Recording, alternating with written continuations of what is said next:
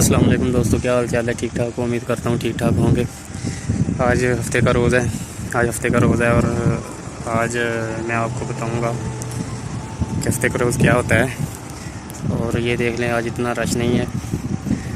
تو اس سے پہلے دوستو میرے چینل کو سبسکرائب کر دیں اور بیل آئیکن کے بٹن کو دبا دیں تاکہ میری ہر آنے والی نئی ویڈیو آپ تک پہنچ سکے اور آپ سب سے پہلے دیکھیں۔ دوستو آج ہفتے کا روز ہے، آج چھٹی کا دن ہے کیونکہ مانیوں کو جمعے اور ہفتے کو چھٹی ہوتی ہے، اس لیے آج اتنا رش نہیں ہے کیونکہ یہ دیر تک نام کرتے ہیں، سوتے ہیں۔ اور آج بدل بھی ہوا ہے، بہت اچھا موسم ہے، سہانا موسم ہے۔ یہ دیکھیں ادھر بدل ہے، ٹھیک ہے، بہت اچھا موسم بنا ہے۔